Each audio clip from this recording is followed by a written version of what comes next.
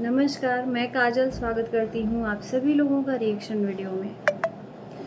बात करूँगी राज फैमिली का। राज फैमिली की जितनी निंदा की जाए उतना कम है। मैं डंके की चोट पे ये कहना चाहती हूँ और मुझे किसी चीज़ का डर भी नहीं है। जब आप गलत नहीं हो तो आपको बोलने से कोई रोक नहीं सकता, है ना? मरता क्या नहीं करता। क्या ये जानबूझ के जो चीज़ें करते हैं, जानबूझ के चीज़ें करते हैं या सच में इतने नादान हैं कि इनको चीज़ों की परख नहीं है या पता नहीं है? ये अपने आप को हम बार-बार बोलते हैं तो कहते हैं कि हमें नहीं पूजा करने आता, तो आप सिखा दो। छठ महापर्व सब त्योहारों में ये सबसे बड़ा त्योहार होता है और बिहारियों के लिए तो मतलब ये पर्व बहुत ही शुभ और लाभदायी होता है। सबसे पहले यूँ कह लें, हमने जैसा सुना है कि ये पर्व बिहार से ही शुरू हुआ था और आज पूरे देश के कोने-कोने में ये पर्व मनाया जाता है। हर जगह छठ महापर्व का सबसे बड़ा लोकप्रियता है ना?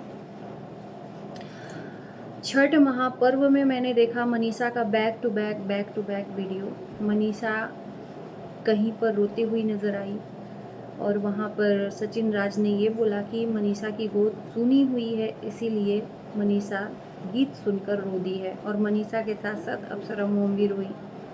उस रोने को लोगों ने 1 साल पहले की इसी छठ पहले दिन की जो कंट्रोवर्सी स्टार्ट हुई थी सचिन मनीषा की, उसको लेकर कनेक्ट किया कि मनीषा को अपने पति के दिए हुए धोखे याद आए, इसलिए मनीषा रोई। फिर मनीषा का वीडियो मैंने देखा, मनीषा शॉर्ट में मनीषा का जो पर्सनल वीडियो आता है चैनल पे, उसमें मनीषा ने अपनी बातें दिल की शेयर की हैं। कहीं ना कहीं मैं भी फीलिंग्स के साथ जुड़ी हुई हूँ, तो देखो दुख में दुखी हो जाना चाहिए। मनीषा के दिल से एक कोने से ये करा आया कि मैंने छठ मैया से माफ़ी भी मांगी है।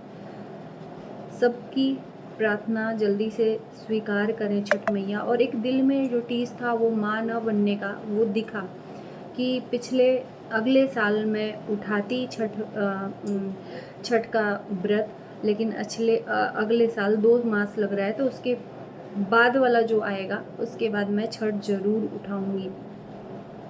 इतना सब करती हूँ और छठ भी उठाऊंगी। कहीं ना कहीं माँ ना बन पाने का दुख जो मनीषा के अंदर है वो अब झलका है। लाख ही अपनी कमियों को छुपाएं कि हम माँ बाप नहीं बन पा रहे हैं। बार बार बोलते हैं कि डॉक्टर की ज़रूरत नहीं है, हम ऐसे ही माँ बाप बनेंगे। तो ऐसे ये माँ बाप नहीं बन पा रहे हैं, तो छठ मैया का इन्होंने आसरा लगाया। छठ मैया के बेदी पे जाकर इन्होंने एक आस लगाई। लेकिन छठ मैया तब आपका जो अर्ज है स्वीकार करेंगी अर्जी, जब आप मन से, सच्चे मन से उनके इस व्रत को फॉलो करेंगी। एक बिहारी होकर छठ मैया का जो व्रत है उसमें आप खंडित चीज़ें कर रहे हो, ये कभी भी नहीं छठ मैया कहते हैं कि स्वीकारती हैं। छठ माता का जब पर्व शुरू होता है ना, तो 1 हफ्ते पहले से साफ सफाई का विशेष ध्यान दिया जाता है। यहाँ तक कि जो गेहूँ धोया जाता है वो बैठकर धूप में सुखाया जाता है कि कहीं किसी चिड़िया न चुग ले, यानी कि गेहूँ कोई झूठा न कर ले। इतनी साफ सफाई देखी जाती है। 1 हफ्ते पहले से मुझे लगता है कि लहसुन प्याज छोड़ देते हैं लोग, जो लोग व्रती रहते हैं। हमारे यहाँ खुद व्रत रहा जाता है, तो हमें ये चीज़ पता है।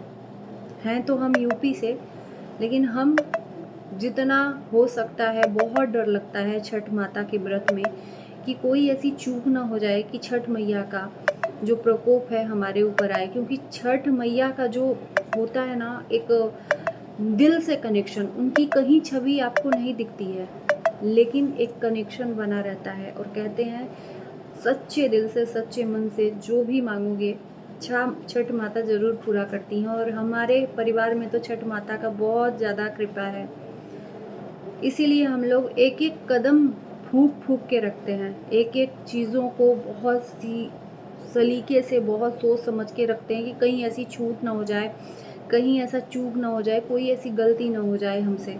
बहुत डर लगता है छठ माता से, इसलिए हम लोग 1 हफ्ता पहले से लहसुन प्याज छोड़ देते हैं। 1 हफ्ता पहले जिसको छोड़ना रहता है, नहाए खाए से 2 दिन पहले इंसान लहसुन प्याज तक छोड़ देता है कि शरीर में जो भी तामसी चीज़ें हैं वो बाहर निकल जाएं। बिना लहसुन प्याज के भोजन बनता है। अब इनकी निंदा हम क्यों बोले हैं, आइए बताते हैं। मनीषा ने संध्या अर्घ देकर जो काम किया है बिल्कुल निंदनीय है। अब इसमें कुछ लोग कह रहे हैं कि क्या लहसुन प्याज खाना इतना बड़ा पाप हो गया है। मैंने बोला ना, जो लोग शुरू से मेरी वीडियोस देख रहे हैं और इस वीडियो को शुरू से देखे हैं, उनके लिए ज़रूर एक सीख मिलेगी और एक समझ मिलेगी कि हाँ, क्या लहसुन प्याज खाना पाप है या नहीं है। बोले ना कि साफ सफाई का बहुत ध्यान देना पड़ता है। माता रानी की कृपा इतनी है कि आप सच्चे दिल से मांगोगे वो पूरा होगा, लेकिन सच्चे दिल से, कोई उसमें भूल चूक ना हो। भूल चूक गाना बहुत सारा है, सुगवा दी है जूठी आए, मतलब हर एक चीज़ का विशेष तौर से एक यहाँ पर व्याख्यान है कि कोई भी चीज़ जूठी ना रहे माता में। और यहाँ पर लहसुन प्याज खाया जा रहा है। संध्या अर्घ के टाइम मनीषा ने आलू दम बनाया, वो भी बकायदा प्याज कटिंग करके सबके लिए। सासू माँ व्रत थी, जिनके घर में व्रती रहते हैं ना, उनके घर में विशेष तौर से ध्यान में रखा जाता है, और जिनके घर में नहीं व्रती रहते हैं वो लोग भी फॉलो करते हैं। और ये बिहार से हैं जनाब। अब हम कहेंगे तो ये लोग एक और उस पे झूठ लेकर आ जाएंगे, और इनसे बड़ा बेशर्म इंसान और कोई नहीं होगा। क्या इतना भी सासू माँ नहीं बता सकती हैं अपने बहू को कि लहसुन प्याज नहीं खाना चाहिए? बड़ी है ना। क्या मनीषा को इतना याद नहीं, इतना ज्ञात नहीं कि लहसुन प्याज छठ के दिन नहीं खाना चाहिए? बिल्कुल नहीं खाना चाहिए, महापाप है। नहीं रह सकते बिना लहसुन प्याज के। अब बाहर जाके खाना खा के आओ, लेकिन जिस घर में व्रती है उस घर में तामसी भोजन आप बना रहे हो, और व्रती के नाक में वो सब जा रहा है।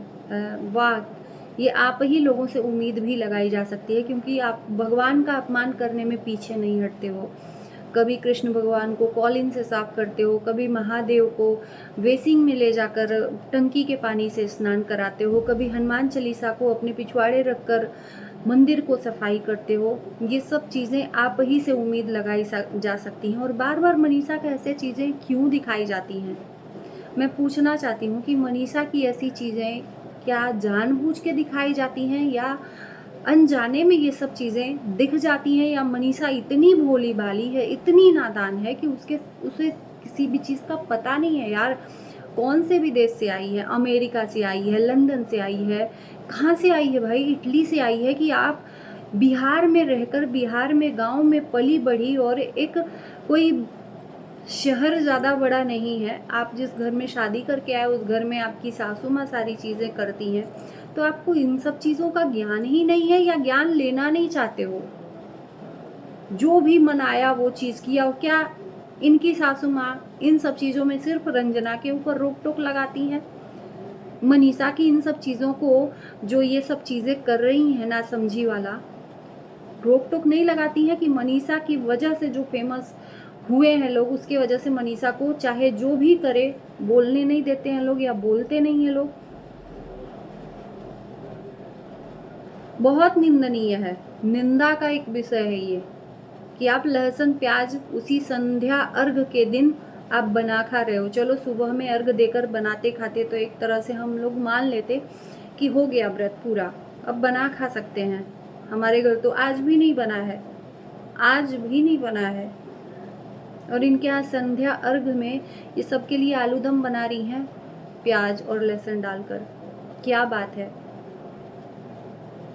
आप बिहारी हो, अपने आप को बिहारी कहते हो। चंद डॉलर कमा लिए, चंद डायमंड खरीद लिए, महल साथ साथ फ्लैट बना लिए, तो आप कुछ भी करोगे, पूजा पाठ की इस तरह से अवहेलना करोगे, पूजा पाठ का निंदा करोगे समाज में, और कुछ भी आपका दिखाया हुआ चलेगा, लोग बोलेंगे नहीं? सीरियसली, ऐसे काम करते हुए ना 100 बार शर्म आनी चाहिए आपको, 100 बार शर्म आनी चाहिए। आपके जैसे बेशर्म इंसान कोई है भी नहीं जो ऐसे चीज़ें करते हुए शर्मिंदा बिल्कुल महसूस नहीं करते हैं, और ये कहते हैं कि छठ मैया हमें माफ़ कर देंगी, वो तो माँ है। सीरियसली, ये जानबूझ कर की गई चीज़ों को, पाप को आप कहते हो कि छठ मैया, यही सब चीज़ें जो आप करते हो, कभी पितृ पूजा में आप शरीक नहीं होते हो, पितरों का पूजा नहीं करते हो, तो ये सब क्या कहाँ जाएगा पाप? आप ही के तो अंदर आएगा। और पितृ दोष इतना बड़ा दोष है कि उससे बड़ा दोष कोई हो भी नहीं सकता है। पितृ दोष के वजह से घर में संतान नहीं पैदा होती है, लेकिन नहीं, इन सब चीज़ों पे तो फॉलो ही नहीं करना है। हम पैसा कमाते हैं और पैसे के बल पे कुछ भी जीत सकते हैं, तो भाई जीतो और उसके लिए भुक्तभोगी भी हो। भगवान पहले आपको खूब बढ़ाता है और जब गिराता है ना, तो आंखों से आंसू भी नहीं सूखते हैं। बाकी समझदार के लिए इशारा ही काफ़ी है। इस वीडियो को हम यहीं करते हैं। आप लोगों के कमेंट का इंतजार रहेगा कि किन किन लोगों को लगता है कि जो मनीषा ने शाम को अर्घ्य में आलू दम प्याज वाला बनाया वो सही है या गलत। प्लीज़